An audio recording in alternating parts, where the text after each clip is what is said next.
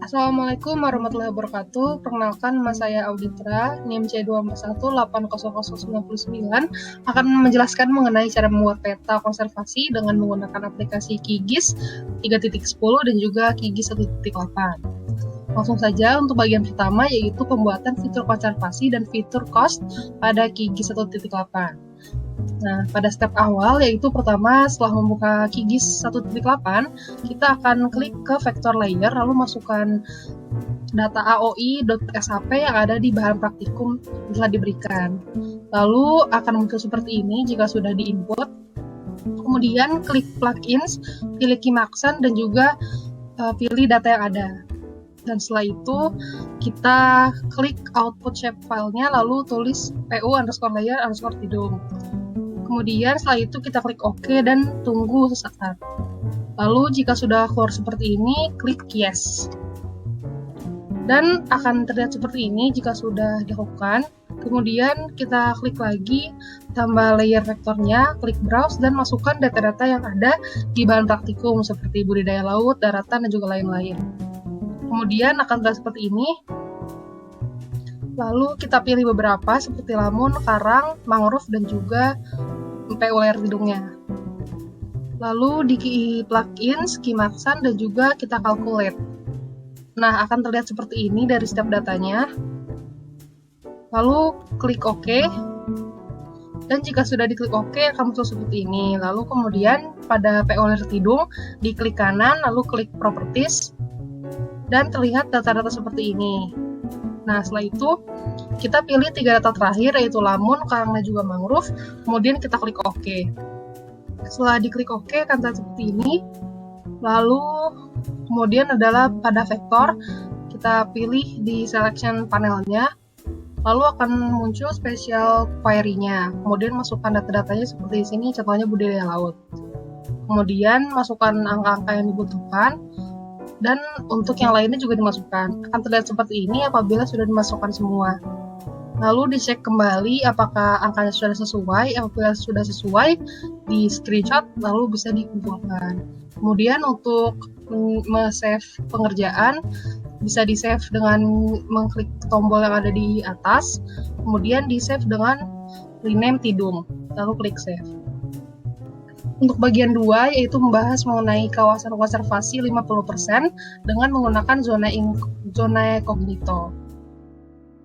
Nah, untuk pertama, yaitu diberikan file dari asisten, yaitu seperti input, output, dan juga PU. Nah, pada folder PU itu terdapat beberapa file, lalu kemudian kita stack semua dan dimasukkan ke QGIS yang akan digunakan.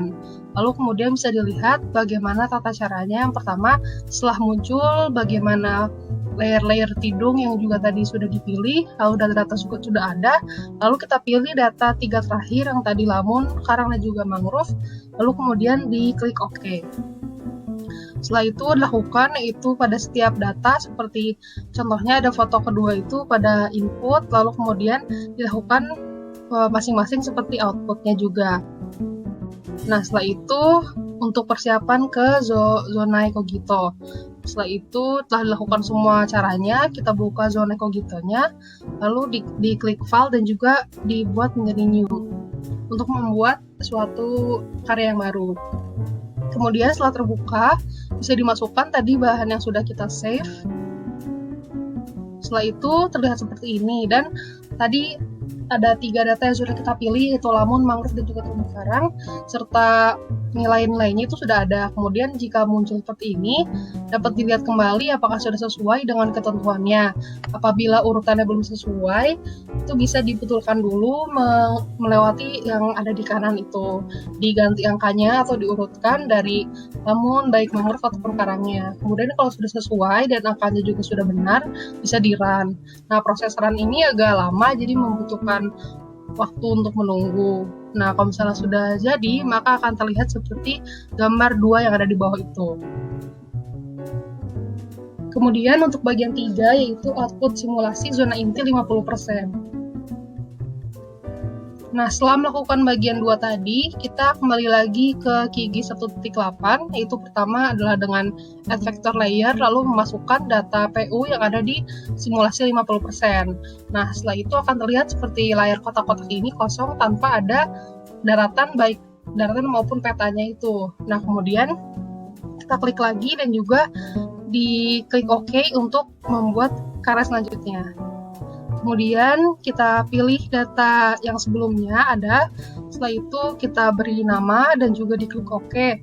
Nah, lanjutnya kita lanjut ke tahap selanjutnya. Kemudian setelah itu diganti ya dari yang simbol tersebut menjadi graduate. Setelah itu diganti lagi menjadi pilih yang SSOLN atau best. Tapi di sini saya menggunakan SSOLN. Setelah dipilih maka akan terlihat interval warna, yaitu dari warna putih hingga warna biru tua, dari yang terkecil hingga tergelap. Nah, itu klik OK lalu akan menunggu. Setelah menunggu akan terlihat seperti ini. Kemudian kita bisa mengganti bagaimana data yang ingin ditampilkan. Contohnya pada SSO ini kan pada base yang gambar pertama itu menggunakan base hanya muncul interval yang terakhir yaitu warna biru tua, sementara pada yang SSOLN itu muncul interval dari warna putih hingga warna biru tua sehingga terlihat bagaimana persebarannya. Kemudian setelah dipilih ini kita dapat mengganti background putihnya untuk menghilangkan kotak-kotak putihnya sehingga akan ada muncul gambar maps SSOLN saja. Nah, caranya itu seperti di gambar ini, yaitu diganti simbol dan juga diganti pada bordernya menjadi no pen. Kemudian jika sudah kita pilih, klik OK, lalu akan muncul seperti gambar di bawah, yaitu kosong hanya menunjukkan map saja SSOLN yang sudah terbagi-bagi menjadi beberapa bagian. Kemudian untuk bagian 4, yaitu pembuatan peta kawasan konservasi 50%. Yang pertama adalah membuka QGIS-nya, kemudian kita klik open dan juga masukkan peta yang tadi sudah dikerjakan pada QGIS sebelumnya. Setelah itu akan muncul peta seperti gambar 4, yaitu ada peta SSOLN dan juga daratan yang telah kita munculkan sebelumnya. Setelah itu kita akan buat map, yaitu klik yang ada di kiri atas, kemudian kita open untuk membuat mapnya ya, untuk membuat petanya. Lalu kemudian di sini kita menggunakan yang cara seperti sebelumnya ya, dengan membuat map sama saja, yaitu membuat map baru dengan mendragnya lalu membuat dan mengeluarkan map yang ada di QGIS sebelumnya. Nah, setelah muncul seperti ini, kita dapat mengedit sesuka hati.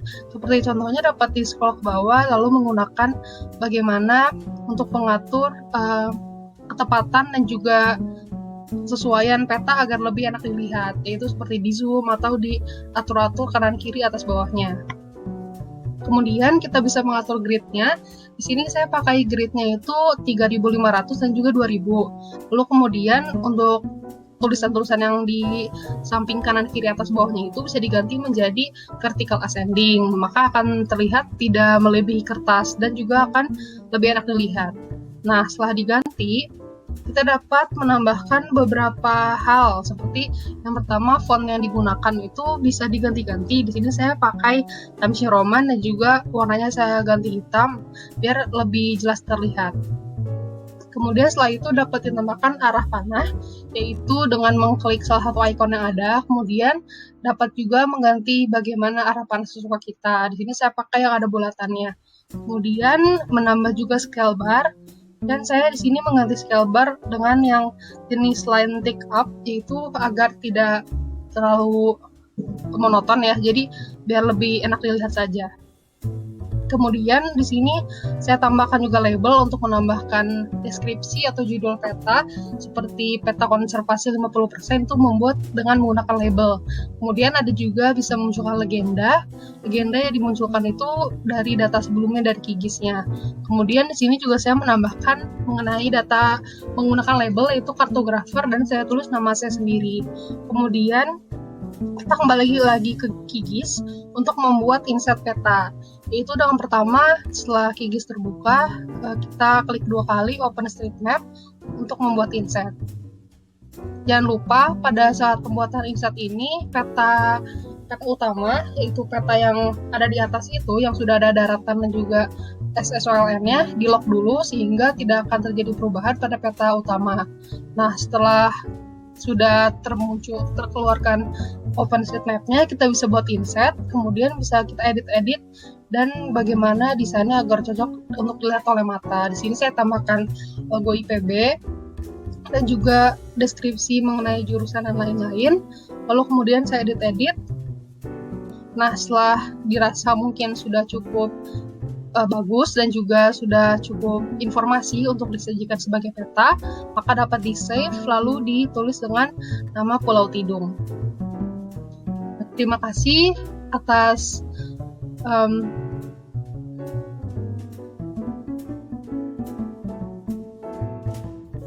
sekian yang dapat saya sampaikan. Assalamualaikum warahmatullahi wabarakatuh.